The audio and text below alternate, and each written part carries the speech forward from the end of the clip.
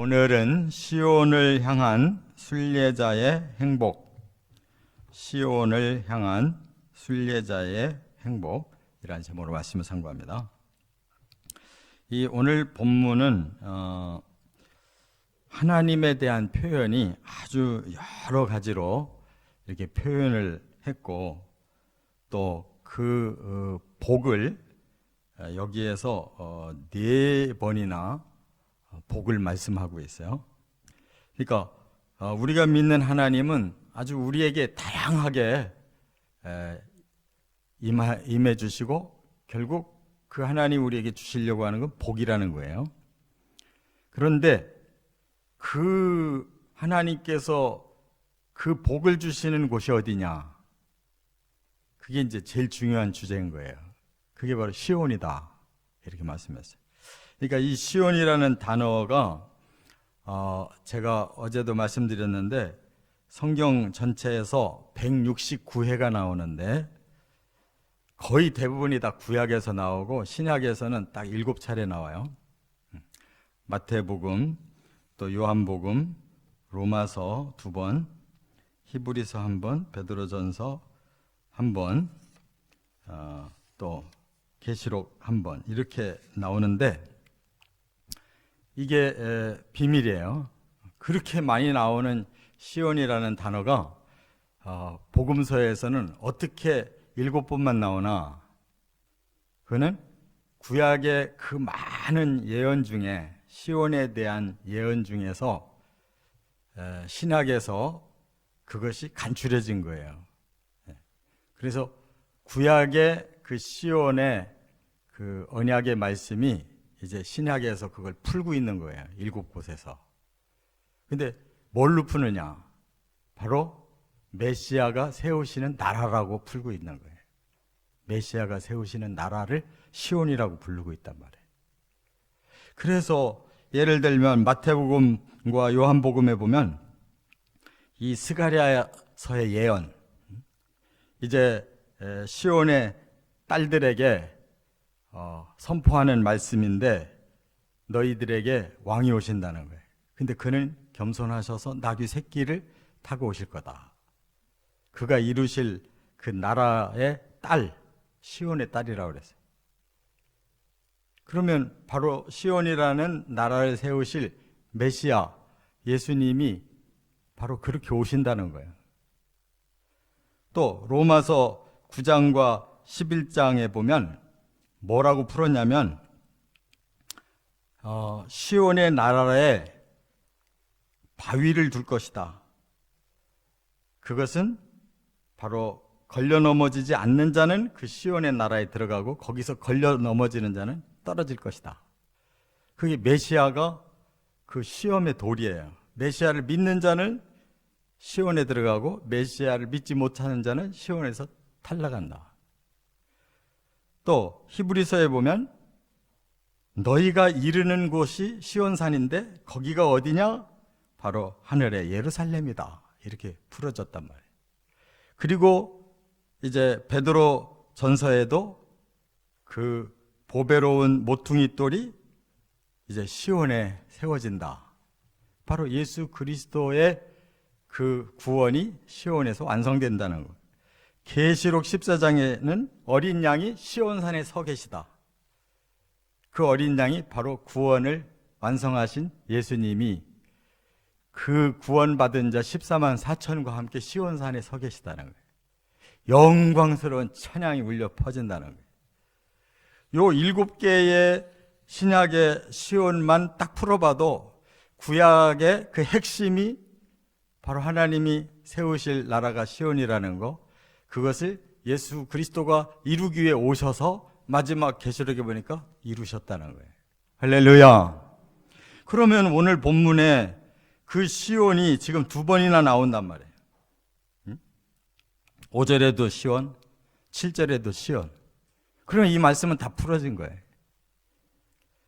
하나님께서 시온을 세우려고 하시는데 거기를 향해서 출발해서 과정을 잘 극복하고 도착하면 그 시온에서 누리는 영광에 대해서 지금 말씀하고 있는 거예요.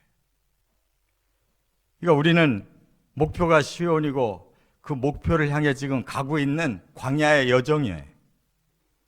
이제 그 시온에 도착하면 어떤 영광이 누려지는지 그걸 복이라고 4번이나 복을 말씀하고 있는 거예요.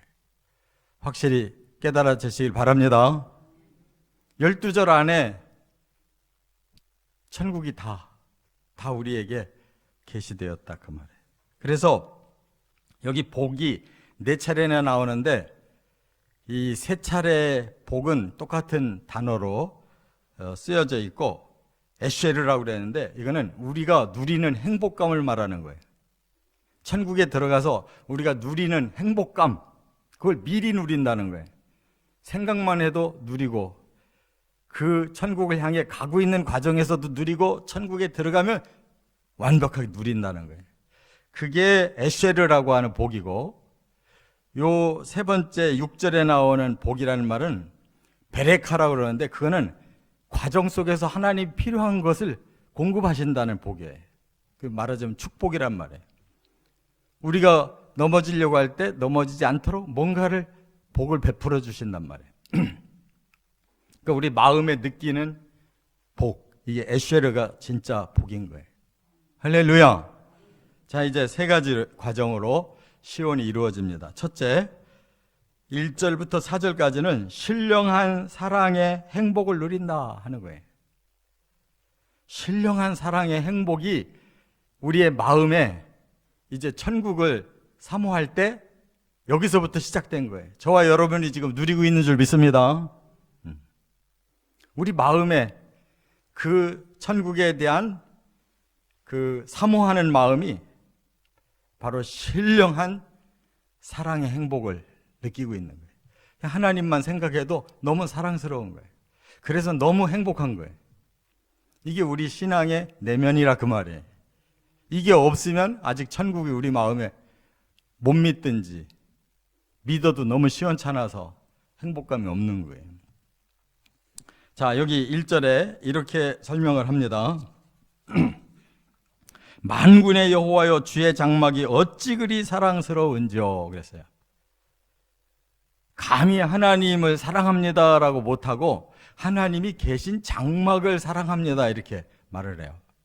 세상에 사람이 어느 집에 살고 있으면 그 사람을 사랑하는데 그 집만 봐도 사랑스럽다는 거예요. 그 표현이 기가 막히잖아요. 그 하나님은 만군의 하나님이신데 그분을 직접 사랑합니다라고 못하고 하나님이 살고 계시는 그 집만 봐도 너무 사랑스럽습니다. 2절에 내 영혼이 여호와의 궁정을 사모하여 쇠약하며 그랬어요. 여호와께 사시는 그 궁정이라고 그랬어요. 아주 거대한 집. 그 집을 내가 너무너무 사모해가지고 쇠약해졌대요. 내 마음과 육체가 살아계신 하나님께 부르짖나이다. 이 상사병을 말하는 거예요. 너무너무 사랑하다 보니까 내 몸과 마음이 다 그냥 완전히 하나님 앞에 쏠려서 저는 상사병에 걸렸습니다. 너무 사랑해도 병 걸려요. 사랑해도 마음이 아프고 사랑해도 몸이 아프다고. 상사병. 그 정도로 지금 이 성도는 그냥 하나님의 나라, 하나님이 사시는 그곳만 생각해도 너무너무 사랑스러워서 이렇게 온 몸과 마음을 다 쏟았다는 거예요.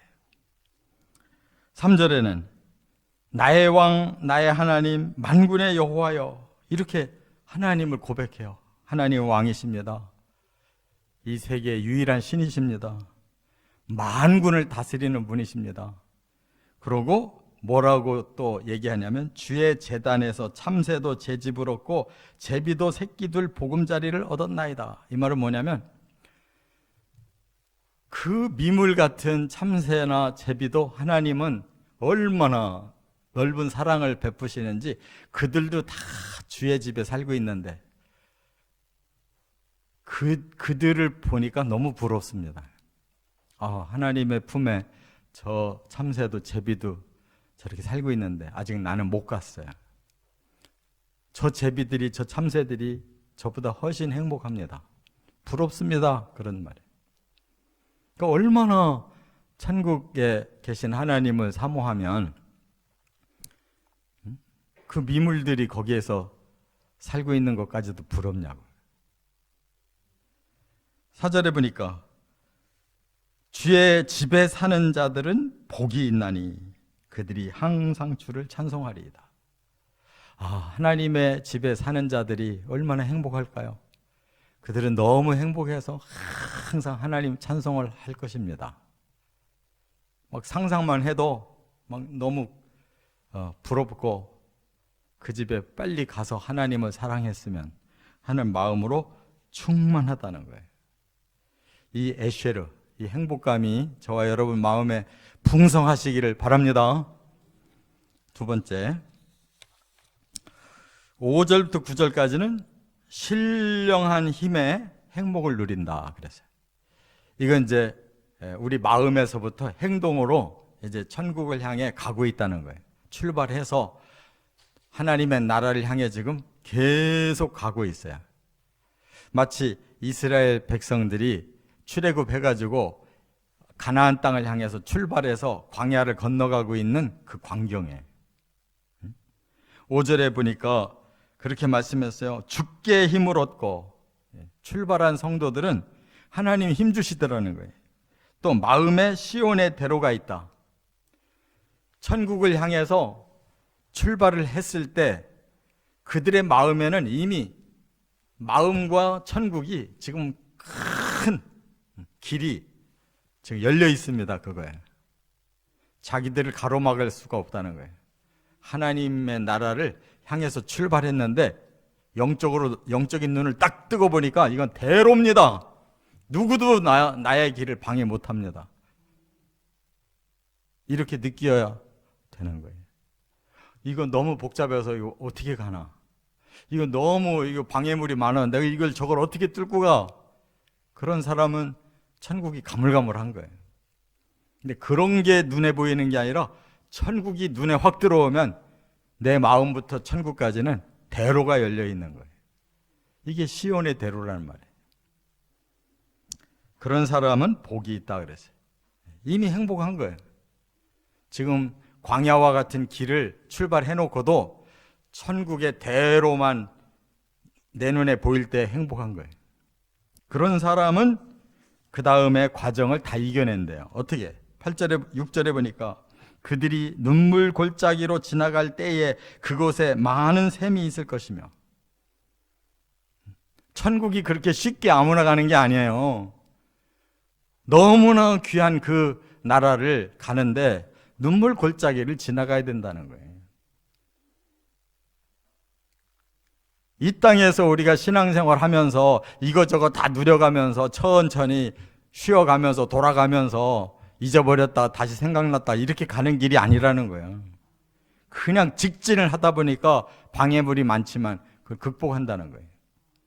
하나님이 도우셔서 그 눈물의 골짜기 속에 메마르고 힘들어 지쳐서 쓰러질만 하면 하나님이 곳곳에다가 많은 샘을 설치해 놔서 먹고 힘내고 또 간다 그 말이에요. 이게 신앙생활이에요.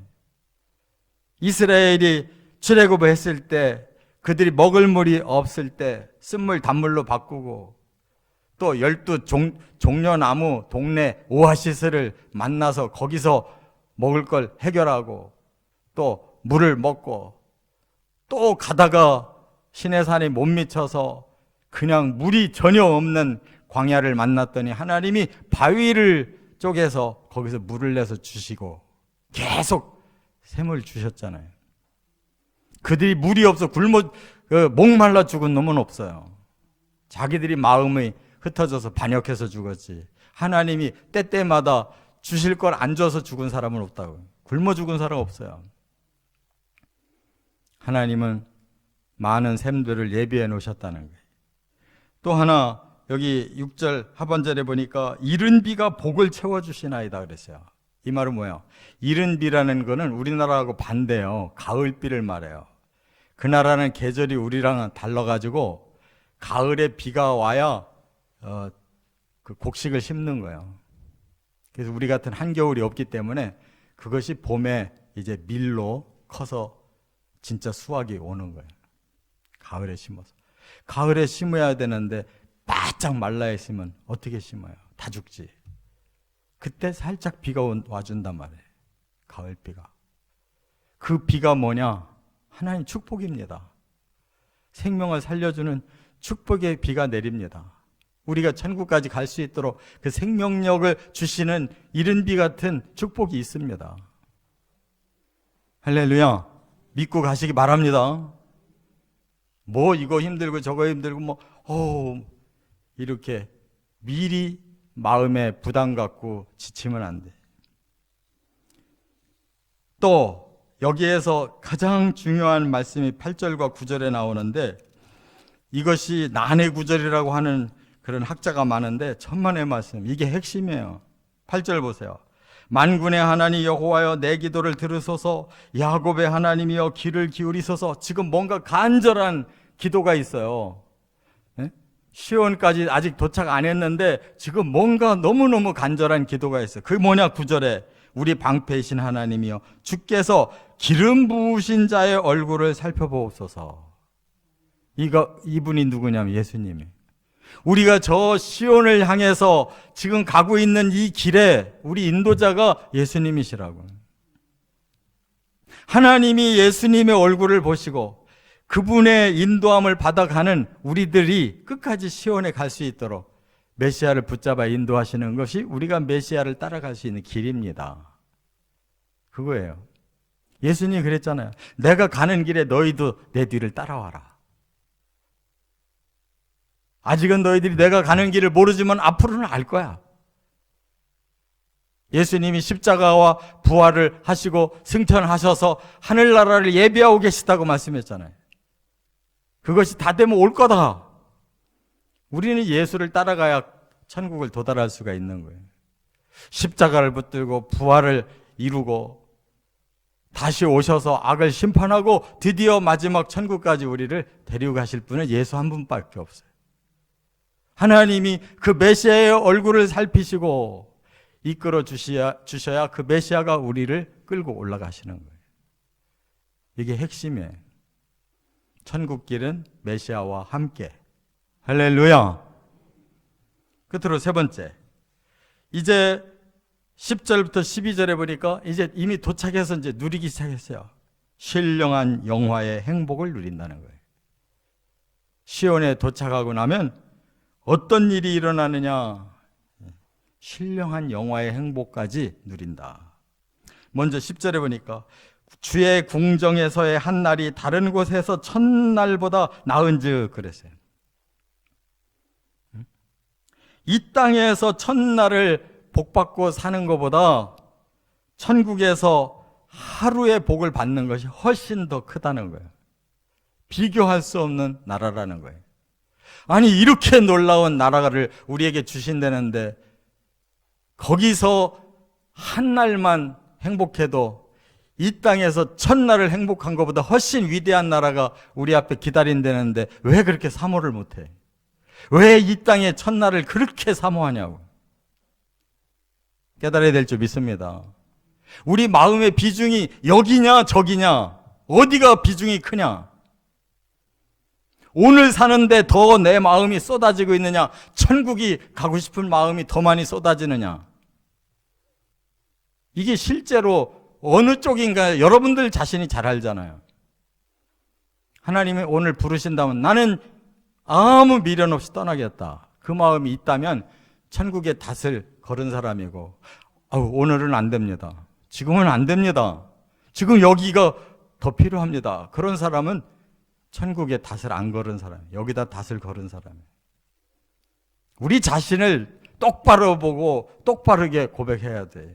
그냥 어렴풋이 저 천국은 어렴풋하고 여기는 또렷한데 아닐 거야, 이렇게 컨트롤 마인드 하지 마시고 실제를 분별해 봐야 돼. 이처럼 고백할 수 있느냐? 천국의 하루가 이 땅에 수없는 복을 받은 첫날보다 훨씬 좋습니다. 그러면 진짜 가고 싶은 사람이에요. 이 땅이 아무것도 아니라고 실제로 느껴지는 사람이 천국이 보이는 거지. 이 땅에 내가 지금 뭔가 누려야 될 게 너무 많고 여기에 대한 욕심이 아직 마음에 너무 가득한데 여기다가 뭐 벌려놓은 게 너무 많은데 그 사람들은 천국 사모하는 사람이 아니에요. 바로 천국은 너무나 탁월한 나라여서 아무것도 비교될 수가 없다는 거예요. 악인의 장막에 사는 것보다 내 하나님의 성전 문지기로 있는 것이 좋습니다. 그랬는데 우리가 문지기라는 말을 굉장히 아주 이렇게 요즘 현대로 말하면 경비 서는 거, 소수의 돈 받고 경비 쓰는 사람들한테 하대받는 그거 말하는 게 아니에요. 성전의 문지기는 특별한 권리를 받은 레위인이 쓰는 거예요. 아무나 쓰는 게 아니고 하나님의 선택받은 귀한 사명자가 갈 수 있는 곳이에요. 천국은. 거기 천국에 뭐가 문지기가 필요해? 하나님의 귀한 직임을 받은 자, 그 나라에 거기 들어가서 영광을 누릴 수가 있는 거지. 이 땅에서 시시하게 살다가 가는 게 아니에요. 하나님 나라에서 경비스로 가는 게 아니라고. 우린 자녀로 누리기 위해 가는 거예요. 이 땅에서 그 사명을 받고 잘 감당해야 가는 거예요. 악인의 세상에서 아무리 잘 살았어 봐야 소용없어요. 모든 걸 누려봐야 소용없다고. 하나님의 문지기라는 이 놀라운 귀한 하나님의 일을 하고 가야 되는 거예요. 할렐루야. 오해하지 마시기 바랍니다. 또 여기 뭐라고 말씀했어요? 11절에 보니까 하나님은 해가 되시고 방패가 되시고 은혜를 주시고 영화를 주신다 그랬어요. 이게 이제 그 나라에서 누리는 것들인데, 해는 뭐예요? 우리들에게 모든 죄가 해결되고 모든 저주가 해결된 모습이에요. 하나님이 해같이 빛나시더라 그랬죠. 우리가 바로 모든 죄와 저주를 싹 풀고 하나님처럼 사는 거예요. 믿습니까? 하나님이 방패가 되어 주신다. 우리를 넘어뜨리고 영원히 지옥 가게 만들었던 그 사탄의 그 어두운 권세 완전히 사라지고 그 나라는 없어요. 100% 하나님의 보호 아래 사는 거예요. 그리고 은혜를 주신다 그랬어요. 천국은 이 땅에서 불완전했던 모든 것이 완전한 선물로 완비되는 곳이에요. 그 나라는 아무것도 애로사항이 없어요. 눈물도 슬픔도 죽음도 그 어떤 것도 다 애로사항이 끝난 완전한 하나님의 선물만을 받는 곳이에요. 그 결과 우리는 영화를 누린대요. 영화. 그게 결론이에요. 영화라는 단어가 중요한데요. 여기 카보드라고 그랬어요. 카보드. 이거는 뭐냐면 최상의 영광을 말하는 거예요. 상상도 못했던 영광스러움. 그걸 누린다는 거예요. 그러면 우리는 너무 존귀해지고 너무 풍성해지고 너무 아름다워지고 그리고 영원히 누리는 거예요. 이거를 합해서 영화라고 그래요. 할렐루야. 아니 이렇게 귀한 마지막 최절정의 그 행복을 누린다는데 왜 이렇게 아멘이 점점 죽어요? 참 이상하거든. 제 말이 헛소리로 들리는가 봐요. 저는 성경 그대로 지금 풀고 있는 겁니다. 마지막 단계가 영화예요. 이 카보드를 누려야 진짜 누리는 겁니다. 자, 그러면 이제 마지막 결론은 뭐냐? 만군의 여호와여 주께 의지하는 자가 복이 있습니다. 그랬는데 여기 의지라는 말이 하나님을 믿는 정도가 아니라 하나님을 완전히 붙들은 확신이 있는 자. 믿습니까? 하나님을 정말 확신하십니까? 그러면 그 복을 받는 거예요. 이런 결말을 꼭 얻으시기를 주의 이름으로 축원합니다.